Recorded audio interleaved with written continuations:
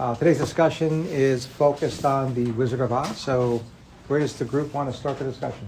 I think Dorothy would be a good character to start on because I feel like the whole movie wouldn't exist if she wasn't having this like kind of delusion or whatever it is of like her family members and friends being reflected in like Oz, like this world she's created after getting hit by the window frame. She was like hit by something and then she started, I guess, hallucinating or whatever it is. Okay. So you mentioned delusion. What evidence exists in the movie that we're observing a delusion? And Wendy Gale, is that right? We're on Wendy's case. You think Wendy's the main character? Or Dorothy? I'm sorry. I'm getting Wendell as my shining slip. Dorothy, I'm sorry. Yeah. So, what evidence suggests that Dorothy is struggling with the delusion? I would say it's like a fixed kind of view, especially at the end when she's like coming out of it and she's still like adamant that this happened and that she was like in this place and that these people were there. So I think the fixedness of it is pretty fair. It's literally a thought process that she has, and people around her like disagreeing, not believing it. And I think it's pretty like grandiose in terms of like the world she's created. So I think that plays into why it could be a delusion. And I was going to ask, and you actually had a leading answer into this. What theme of delusion do you think takes place? Grandeur. Grandiose? Anybody else? Some like persecution too. I don't know which, but Yeah. grandeur as well. Now the DSM-5 does allow for mixed type, so I mean you're both right. By the way, what are the other themes? Of delusion? Yeah. Erotomania? All right. So erotomania. Erotomania. What if you were to talk to the writer producer? What would you have written to the script to demonstrate the erotomanic type of delusion in Dorothy? Yeah, Sophie would write in, right? But it's some love interest. She was saying she doesn't have a love interest. Any particular? An unrequited love interest. You guys are gonna leave And it they generic? have the three who are with her the whole time, like in love with her, right? Like the Tin Man, Yeah. the Scarecrow, and the It's like a Lion. particular fancy towards the Scarecrow, her favorite, right? Yeah. Interesting if you've seen Wicked. Right. All right. What other themes? Oh, we said persecutory, right? Grandiose persecutory. Jealous. Jealous type. All right. And then one more. Somatic. Somatic. Right. But in this case, probably mixed. If this is ruling in, I think one of our chief within a differential would be delusional disorder. What other signs or symptoms will you now investigate to differentiate from schizophrenia? Hallucinations, disorganized speech, and negative symptoms like flat affect, anhedonia. Right. And really, evidence of any one would suggest schizophrenia and not delusional disorder. You wouldn't diagnose both, right? If the delusions are in the context of a larger condition, you're going to diagnose the larger condition, and that's schizophrenia. Differentiate for me schizophrenia then from schizoaffective, and then do you think that Dorothy is ruling in for schizoaffective disorder? Like coinciding mood disorder, like the symptoms of psychosis and hallucinations, and then either like depression or mania, and then making sure that they don't overlap. They do or don't overlap? No. They can overlap, but then you have to have psychosis without overlap of mood symptoms. Right. And what if you had mood symptoms without evidence of psychosis? What then? Okay, mood disorder, right? Yeah, right, yeah, right. Yeah, if there was. Yeah, and that's a clinical pearl that is almost definitely going to come up on your shelf exam. You're going to have a patient that presents with co-occurring affective and psychotic symptoms. And choice one is going to be schizoaffective. Choice B is going to be primary mood disorder with psychotic features, right? And the easy way to state this is that when you have evidence of one without the other, obviously you've uncovered the primary illness, right? So schizoaffective, there is a window of time in which the individual will demonstrate psychotic symptoms absent the affective symptoms. Primary problem is psychotic, and therefore schizoaffective disorder is your single best diagnosis. Right? The opposite is true for the primary mood disorder. When you take a patient history and you suspect a primary mood disorder, severe with psychotic features, when are you most inclined, or where are you most inclined to look for that evidence where there are only mood symptoms or affective symptoms, whether they're depressive or manic, in the absence of those psychotic symptoms? When young, When young? like teens. Potentially. Stressors, like periods of stress. Sure. Generally speaking, it's in the beginning of the episode. Oh. Right, in the beginning of the episode. That is not true for schizoaffective. Schizoaffective, that 2-week window, and the APA does require 2 weeks. If a person tells you, yes, voices and delusions, however, this particular stretch of time over breakfast, no mood symptoms, that doesn't buy it. It's got to be at least 2 weeks. And that could occur anywhere within the episode of the schizoaffective disorder. That's usually not the case for primary mood disorder. What is the point prevalence of psychotic features in someone with major depression? 1%. Oh. Yeah, 10 to 20. Yep, 10 to 20%. Point prevalence of psychotic features in someone with bipolar 1. Yeah, 50. Right? Very difficult to tease out primary mood disorder from schizoaffective. But on the shelf exam, hopefully it's easier because the question writer is going to try to test your knowledge of exactly what to look for and sometimes even where to look. Right. Any questions about the differential between schizophrenia, schizoaffective, and primary mood disorder? Any one of these higher on your differential for Dorothy? I was going to argue that neither, because of the time period that she's experiencing this. I feel like we'd be looking at brief psychotic disorder, if anything. Also considering the stressor, like starting it being her dog being taken away. That's where I would go with the differential. But What's your time frame for brief psychotic disorder then? less than a month, right? Right. So 1 day to 1 month. The only thing too is that we know Dorothy's parents have passed, and like there seems to be like some other underlying issue. And I'd be curious how long she's felt depressed. Like we know she was for sure depressed that day, but we don't know if there was depression before that. Yeah, that's a good point. So then like MDD, like a psychotic, Right. now that he introduces a second stressor. Yeah. Potentially. Yeah. So we need the prequel. Mm-hmm. Yep. Continuing with the schizophrenia spectrum and other psychotic disorder chapter or differential, if an individual demonstrates signs and symptoms of psychosis between 1 day and 1 month, how can you tell whether it's brief psychotic disorder or new onset schizophrenia that you just happen to discover very early in its course? This comes up on exams. Doesn't schizophrenia sometimes there's like a prodrome of if like you gave an example earlier, like somebody in graduate school, somebody in Then it must be true. yeah, grades are falling, or it seems like depression. Whereas with brief psychotic, I don't think you have that. Correct, and it's more of what you pointed as a stressor.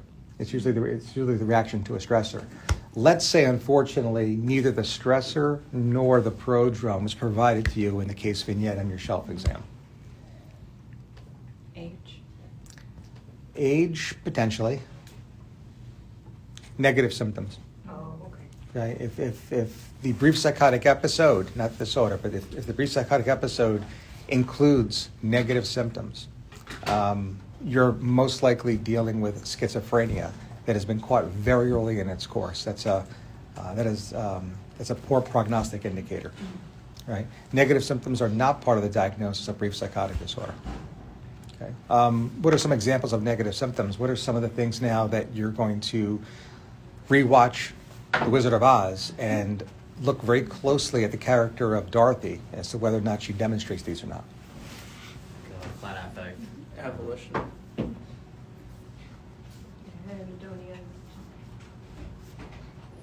Anhedonia. Okay. So these are the 5 A's. I heard 3.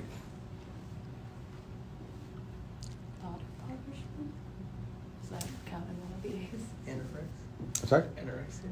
Anorexia. This is when you guys really impress me upon how many words you know that begin with the letter A. It's like a mocha test. Apathy? Apathy? Does that count as the other ones? Yep. Oh, elogia. Ableish. Elogia. All right, good guy. Good job. Nice catch. This is like remembering grammar.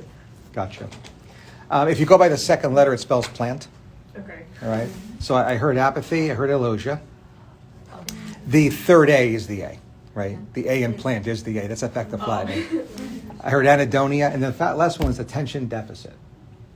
All right, so that's the T. So if it goes by the second letter, with one exception, it does spell the word plant. It's much easier to remember. Is attention deficit on my clinical exam difficulty attending to the conversation, basically? Is that Yeah. how you determine it? Yeah. I like it's confused sometimes with like disorganized speech and Oh, like Yeah. tangentialness, but. Okay.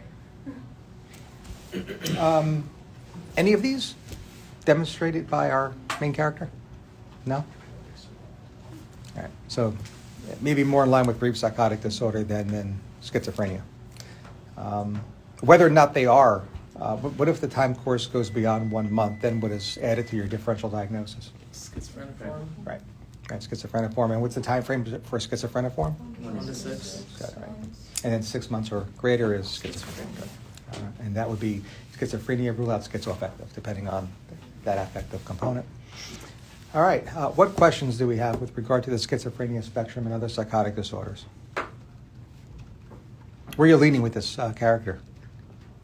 In terms of diagnosis? Yeah, I mean, in terms of most likely diagnosis. I'm going to stick to the brief psychotic. You going to brief psychotic disorder? Stick to it at least. I mean, it's maybe more metaphorical and not literal, but like, what about like drug-induced psychosis that Poppy feels? Yeah. Yeah. Yep, so that's in our differential diagnosis. So before we can validate our most likely diagnosis of a mental disorder, we have to definitely investigate any potential organic etiology, including the direct effects of a substance. So what are the five substances that can induce psychosis? Well, it's like 5.5, but I'll give you 5 here. Like amphetamines, Amphetamines? like cocaine, Mhm. Yeah. Opioids can.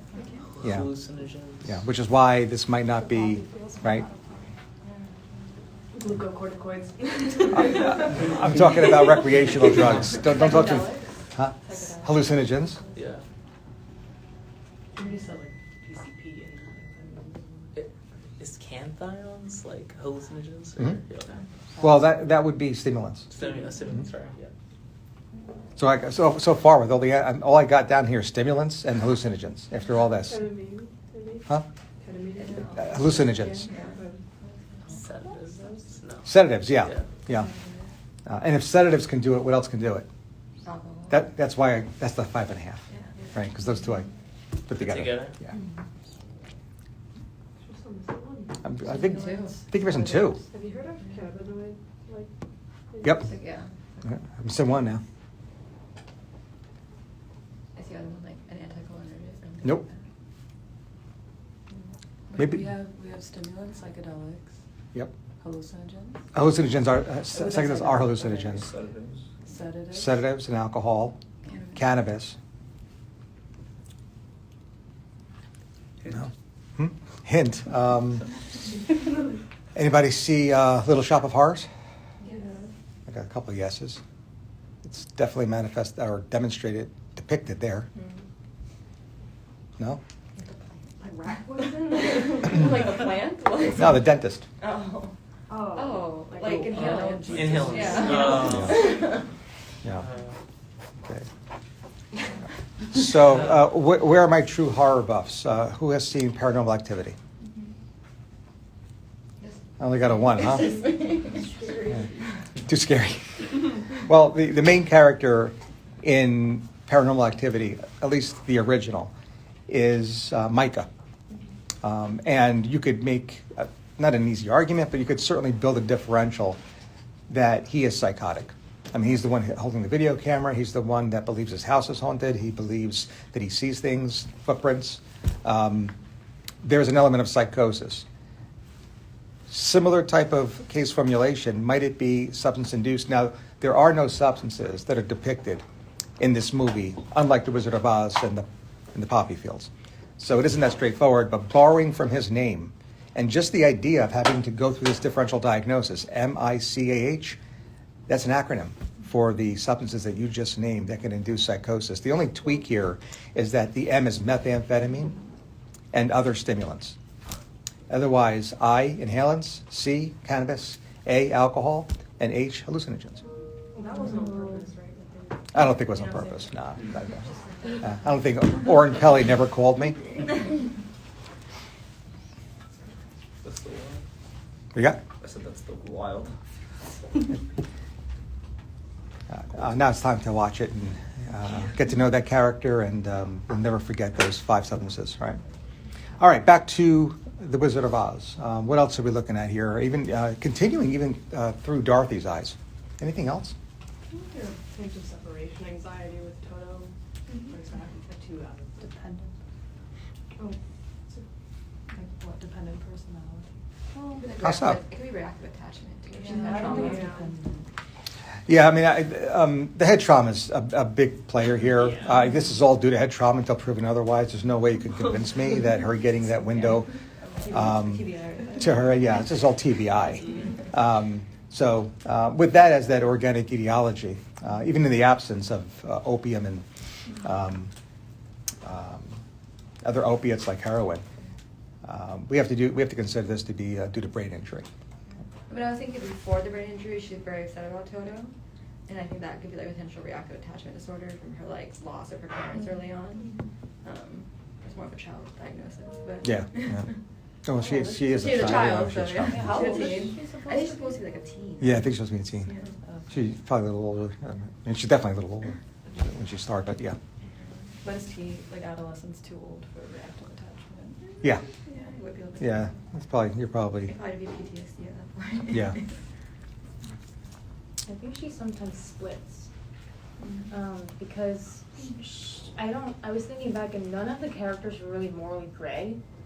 They're always like the witch, she's like, are you a good witch or a bad witch? I didn't know they were good witches. And like she seems to reprimand a lot of people a lot until she realizes, oh, they did one good thing and now you're good. Like the I guess the wizard himself, she's like, shame on you. I thought you were a good wizard. So I maybe some signs of like borderline. Definitely developmentally not at her age range, like just the way that she perceives the world. No like social friends that are with like inappropriate age ranges either that we know of. She's like very like atypical for a teen. yeah, yep.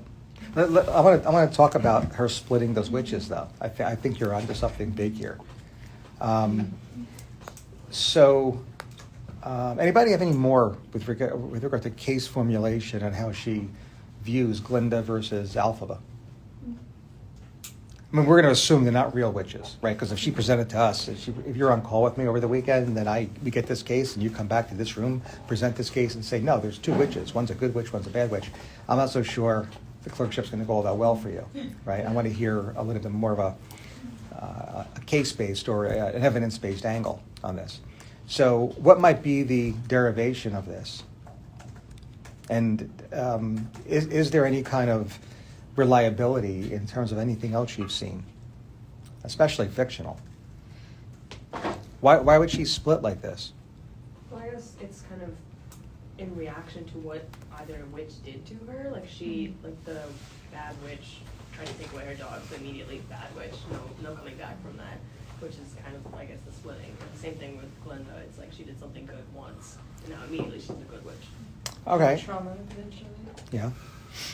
Yep. Keep on going. Oh, we know Toto bit the lady. We don't really know why.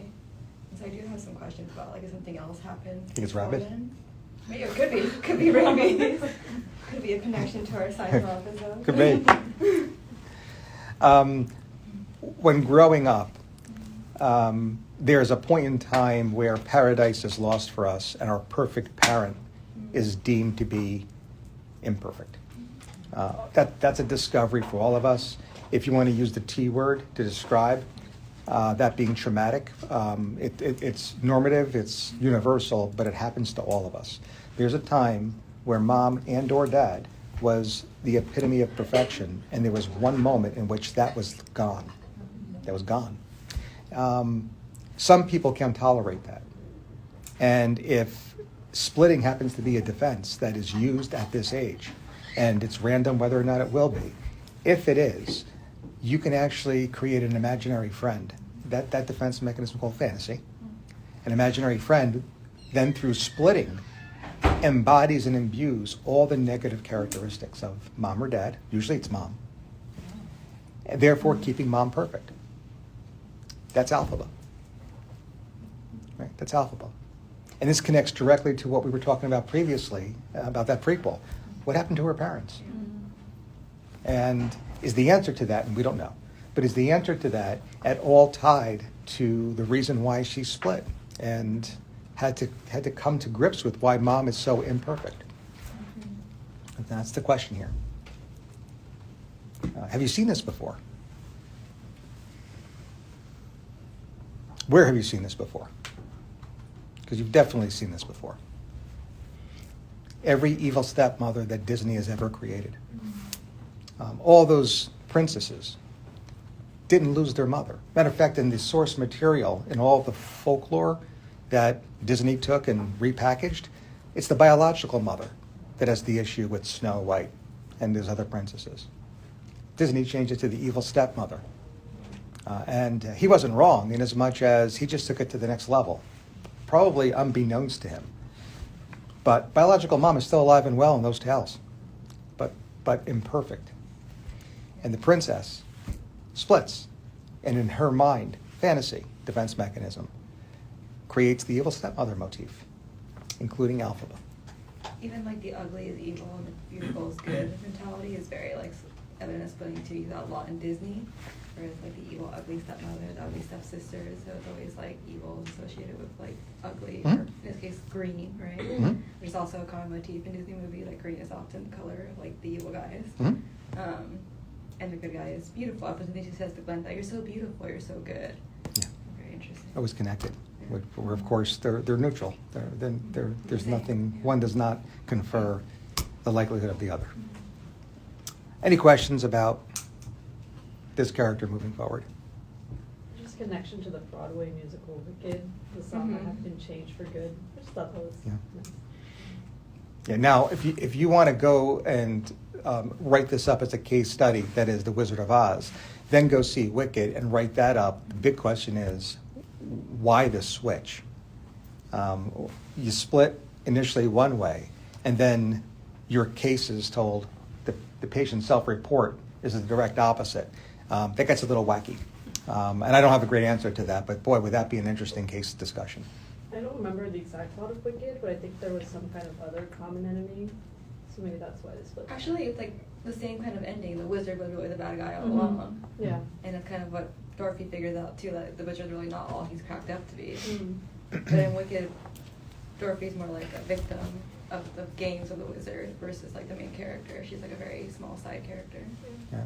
So as to flash this back a little bit, if young Dorothy is coming to grips as to why her mother is so imperfect, why did mommy leave me? Why did mommy abandon me? The problem is the wizard, it's because of dad.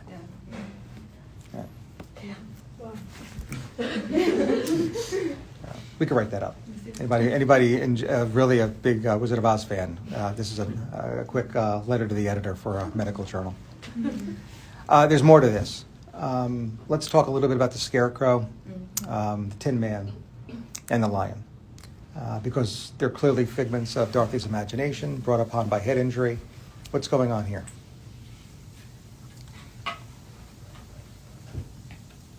What would you think if someone came to you with a chief complaint of the Scarecrow? What would the chief complaint of the Scarecrow? We just got consulted. 7 Tower. And upon entering that room as a CL psychiatrist and or part of the psychiatry team, I don't have a brain.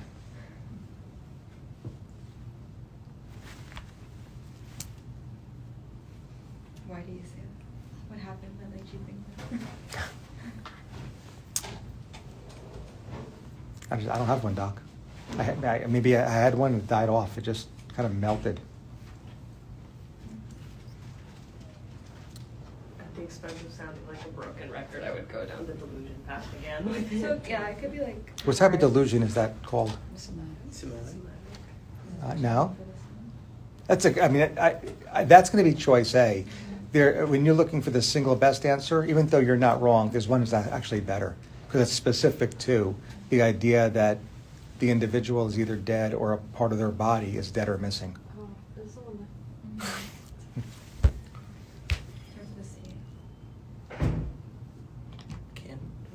Cotard. Yeah. Cotard. C-O-T-A-R-D. Cotard. Right. Similar. Tin Man tells you I have no heart. Cotard.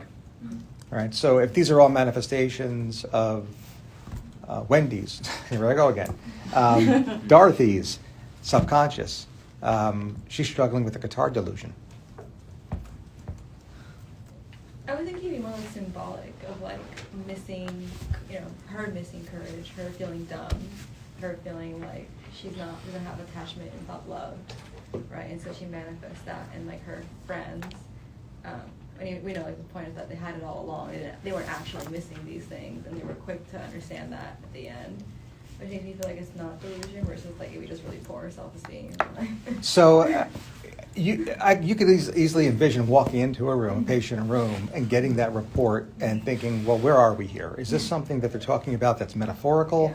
Yeah. Is it not metaphorical? Is this a true and grounded belief? And there's somewhere along that continuum. What will determine where in that continuum the individual is? Because this is exactly what you're going to begin to investigate. And you probably won't be able to ask directly, are you speaking like metaphorically to me, or do you really believe? But you're going to have a conversation, a psychiatric assessment that determines where in this continuum, because you're not wrong. What will get the person to tell you, ultimately, in no uncertain words, I'm not being concrete here. Don't take this verbatim. I feel that. You have like reality testing questions of like. You're definitely going to apply those, definitely. This gets that insight and one's cognitive capacity to verbalize what they believe or what they feel, right? And think cerebral cortex. If that cerebral cortex becomes compromised for whatever reason, maybe it's due to schizophrenia, maybe it's due to a drug, it doesn't matter. You can see how they're trying to communicate that to you is going to fail miserably. And the report's basically going to be of delusional capacity. Right? And it's not just one or the other, there's a continuum here. And insight does wax and wane.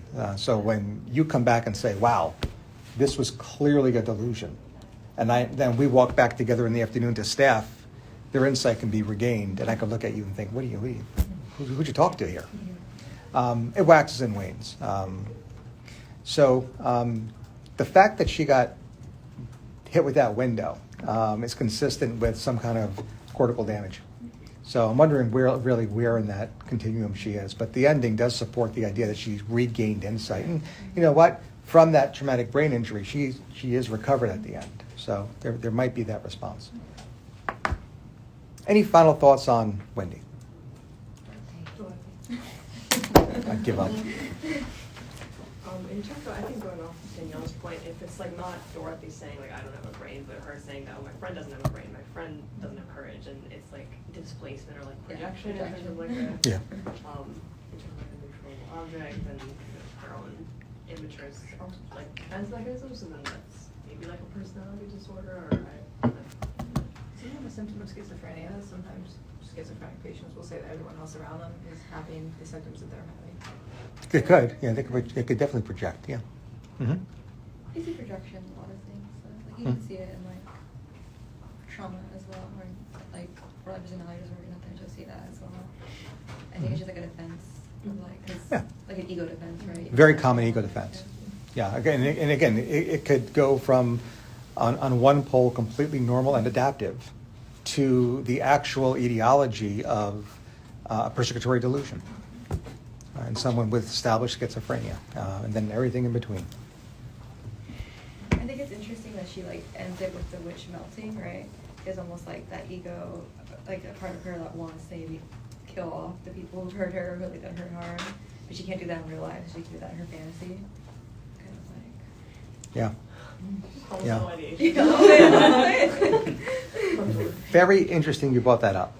Because what if, in therapy, she says that, right? First, we'd all think, wow, Daniela, wow, she really, I mean, way back in 24. Tell me more. Analysts actually believe that to be the etiology of something. So the defense mechanism is internalization and then killing off the mother object. So this particular condition is largely attributed to maladaptive relationships between children and the overbearing parent. Eating disorders. Yeah, this is anorexia. People who actually treat anorexia believe, analysts, right? So not CBT therapists, not physicians, analysts. Internalization, there is so much discord between child and parent that they internalize the parent object and then starve them as a way to symbolically kill them. That's what happens at the end of this movie. Does Dorothy, I got that right that time, have an eating disorder? Is there any other evidence of anorexia in this film? I say that rhetorically, right? But that's something to consider. And just when you're about to say no, looking at the actual diagnostic criteria for anorexia, I want to go back and remind you of what we just talked about just 5 minutes ago pertaining to the etiology of her splitting. Because if there's something there, that could also be that common variable that would certainly provide risk for a future eating disorder. That's early childhood trauma, i.e. the prequel. And if you think about Wicked as maybe her coming back as an adult looking at it, it's interesting that the melting actually ends up being her way to escape, right? That's how Lila gets to live happily ever after. So she almost like rewrites her actions. Yep. All right, we're half an hour into it. Any other characters you'd like to discuss?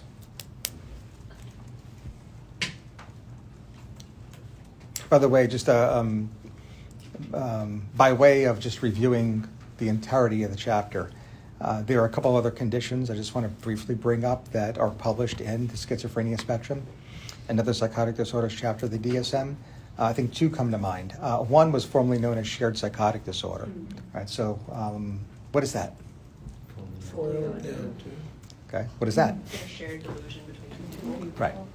Right. Treatment. Isolate the one who's actually having the delusion. Yeah. And then the other one should stop. Exactly right. Prognosis. Good for the other person. Bad. It's poor only because it's almost impossible to maintain that distance because it's usually family, right? It's usually family. So even though the initial separation does in fact work and there's a high likelihood of it working, it's very rarely sustainable. So overall, it's a poor prognosis, right? But again, this is a condition in which an individual with no sign of mental disorder begins to incorporate content of a delusion of someone within which they're close contacted, and it's usually a family member. And the treatment is not antipsychotics, it is separation. But it does have a poor prognosis. The other condition that is published in this chapter, or at least it's fleshed out in this chapter, is catatonia. Right? So again, if you want to just review that for your exam, catatonia. Catatonia, generally speaking, primarily focuses on an individual's not interacting with their environment or having some abnormal motor movements or motor deficit. Right? So that's the general definition of catatonia, the specific signs and symptoms of which you could review and should review prior to your exam. Catatonia could be a standalone illness, or it could be a manifestation of an underlying mental disorder. And of course, anytime you think that, you always have to rule out the direct and physiologic effects of a substance, and in this case, especially a general medical condition, including neurological conditions. What is the bedside test, diagnostic test for catatonia? Yeah, right. So usually lorazepam, and it's provided through the IV. And individuals usually are provided a structured assessment like a Bush-Francis catatonia scale, and that score should reduce by 50% upon getting that benzodiazepine challenge. All All right. I think that fairly covers the schizophrenia spectrum and other psychotic disorders chapter. Any other characters you want to discuss in our closing comments? Tin Man, What's going on here? like hopelessness, kind of like loss of pleasure, kind of loss of goal-directed behaviors, kind of like a major depressive picture with like kind of like an anxious like personality trait as well. And you know, I don't know, like I felt like the way that he interacts with the group, like he just comes off very like paranoid and like anxious, hopelessness. Yeah. Let's say he has established depression. Let's say the Tin Man presents with a chief complaint of whatever. And upon initial assessment, you believe he reaches clinical criteria for a major depressive episode. You know, one of the things that goes into the assessment of depression, and sometimes it's not the initial assessment, but it's one that certainly appears on board exams, and that is to evaluate for subtypes. Right? Because I think the Tin Man actually demonstrates not one, but several. Right? So what are the subtypes of major depressive disorder? Like specifiers, you mean? Well, there's multiple specifiers. There's duration specifiers. This is the subtype specifier. Okay. With psychotic features. Right? So psychotic features, yep. Or like atypical depression. Atypical, good. Anxious distress. Anxious distress.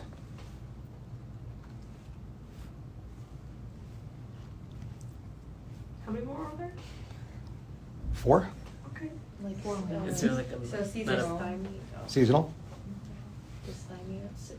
There's persistent depressive disorder, but that's PDD. Oh, that's totally different. Recurrent? That's the core specifier. Postpartum.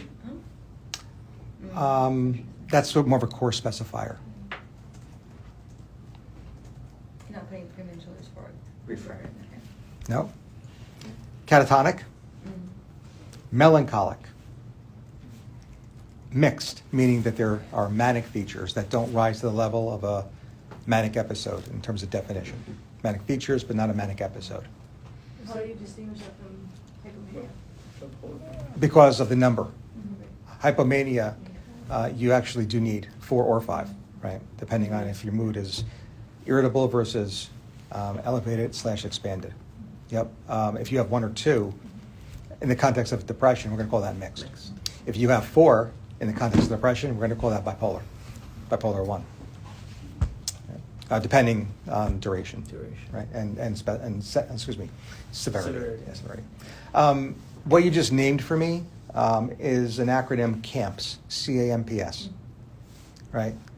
There are 2 A's and there are 2 M's, but otherwise catatonic, atypical, anxious features, melancholic, mixed, psychotic, seasonal. Camps. How many of them are demonstrated by your observation? You named, I think, 3 or 4. So I'm not going to ask you to rename them. Let's see if everybody else was listening. We definitely covered anxious. Definitely anxious, right? You said he was anxious. Mhm. So if in the context of a depression, maybe it's major depressive disorder with anxious features.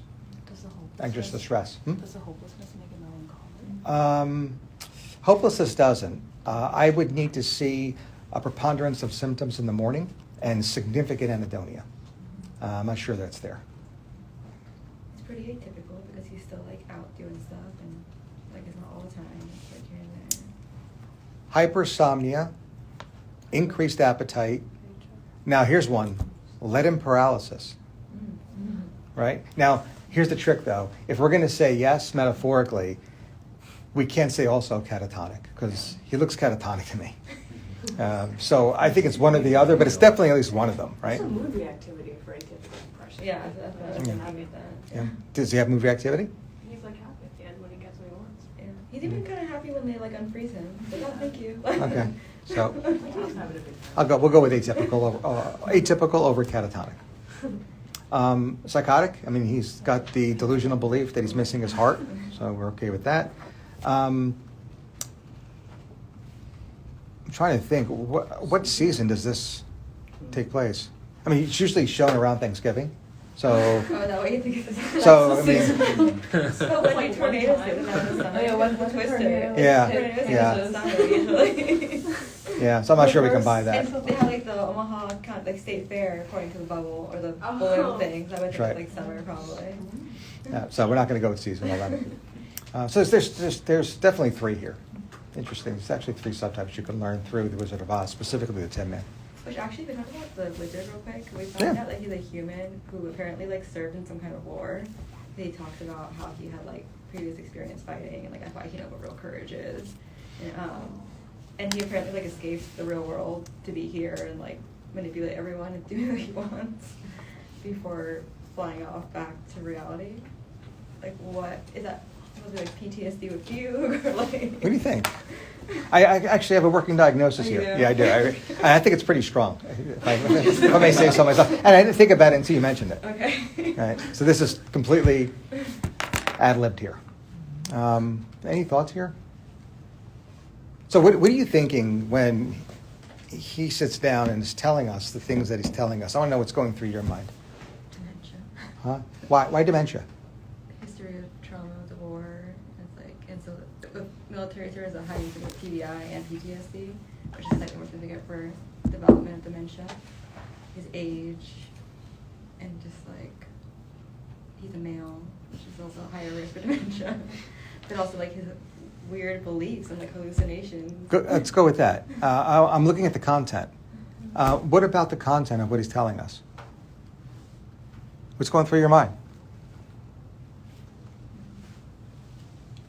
It's not going to be blank. You guys are medical students. There's no way your minds are blank. Flood of association. Huh? Flood of associations. Okay. Is he like narcissistic? Yeah. It seems like narcissistic, right? Why? It's all about him being a hero, him being controlling everything. Do you believe him? Not really. Right. What do you think you might? What's going on here? So back in the I guess it was like the 1800s. There was somebody who fought in a war that would keep his troops morale up by telling these miraculous stories that sounded an awful lot like the wizard. A lot of people thought that he had dementia or some sign of severe mental disorder.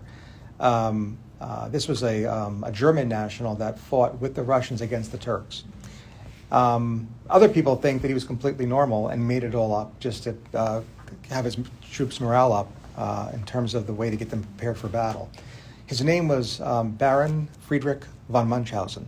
Oh my god. Right? And obviously the disorder, Munchausen's disease, was named for him, currently known as factitious disorder.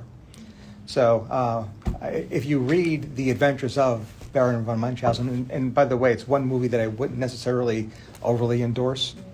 The book is much better. And one of the reasons why the book is so awesome is that there are some chapters that are literally 1 paragraph long. They're just excerpts of his stories. Some are, long, 10 pages, and some are literally a paragraph. They're incredible. If you have any interest in psychiatry whatsoever, reading them will put a smile on your face. And reading them, having watched The Wizard of Oz, I think will have a meta. I think you'll really enjoy it from a meta perspective. So check it out. I don't know if the wizard actually has factitious, but boy, do I want to work him up as that just because of how eerily similar he is to the Baron. All right. We'll end it there. All right. We'll end it on that very high, funny note. Any last second thoughts or final questions? We're good. All right. So I think we're off next Friday. So we'll pass on any assignments with regard to film or Seinfeld. Thank you.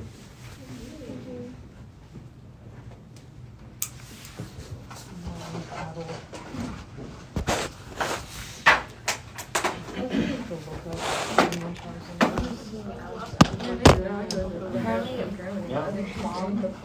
Office and then Austin.